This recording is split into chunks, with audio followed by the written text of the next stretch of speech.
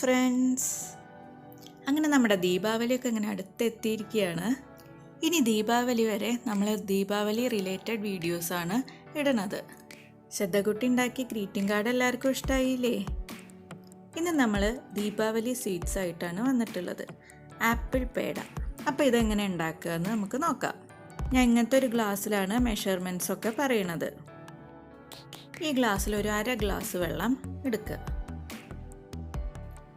ഇനി ഇതിലേക്ക് 1/2 ഗ്ലാസ് തന്നെ വേണ്ട, അതിനേക്കാളും കുറച്ച് കുറവ് പഞ്ചസാര ഇട്ട് കൊടുക്കാം. ഇനി സ്റ്റൗ എത്തിച്ച് നമുക്കിതൊന്ന് ചൂടാക്കിയെടുക്കാം.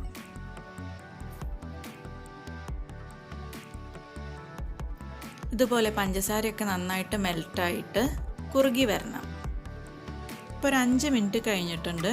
ഇനി നമുക്കിതിലേക്ക് പാൽപ്പൊടി ഇട്ട് കൊടുക്കാം. ഇതിൻ്റെ മെയിൻ ഇൻഗ്രീഡിയൻറ്റ് പാൽപ്പൊടിയാണ്. 1 ഗ്ലാസ് പാൽപ്പൊടി വേണം. ഇത് നമുക്ക് കുറച്ചായിട്ട് ഇതിലേക്ക് ഇട്ട് കൊടുക്കാം.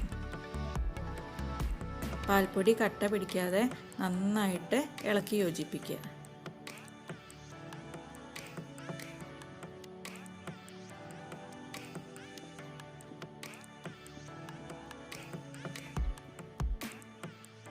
പാൽപ്പൊടി പകുതി ആകുമ്പോഴേക്കും ഇത് നന്നായിട്ട് ഡ്രൈ ആയിട്ട് വരും.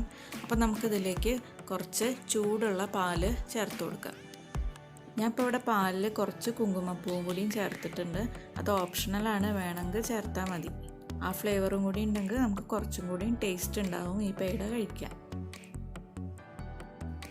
ബാക്കിയുള്ള പാൽപ്പൊടിയും കൂടി നമുക്കിതിലേക്കൊന്ന് ഇട്ട് കൊടുക്കാം.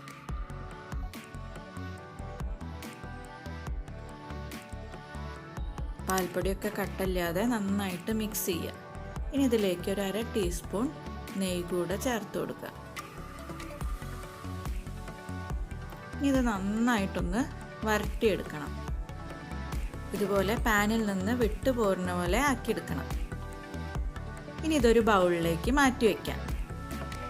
ഇനി കയ്യിൽ കുറച്ച് എണ്ണ പുരട്ടുക. എന്നിട്ടൊരു ഇളം ചൂടിൽ നമുക്കിതൊന്ന് ഉരുട്ടിയെടുക്കാം.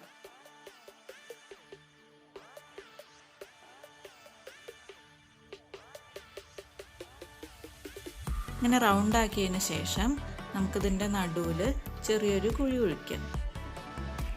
ഇനി ഇതിലേക്ക് നമ്മുടെ കരയാമ്പൂ സ്റ്റിക്ക് ചെയ്ത് കൊടുക്കുക.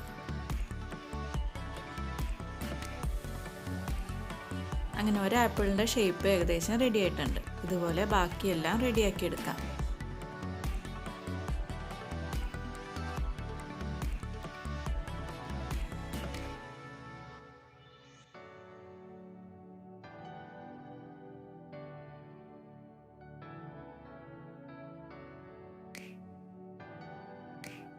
അങ്ങനെ നമ്മുടെ ആപ്പിളൊക്കെ റെഡി ആയിട്ടുണ്ട്.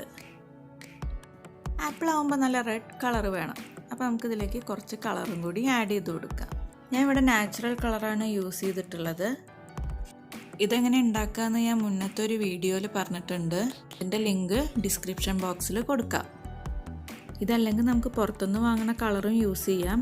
നമ്മൾ കുട്ടികൾക്കൊക്കെ കൊടുക്കുമ്പോൾ എപ്പോഴും ഇതുപോലെ നാച്ചുറൽ ആയിട്ടുള്ള കളർ യൂസ് ചെയ്യാണ് നല്ലത്. ഇനി ഇതുപോലെ ഉപയോഗിക്കാത്തൊരു ബ്രഷ് വെച്ചിട്ട് നമുക്കിതിലേക്ക് കളർ ചെയ്ത് കൊടുക്കാം.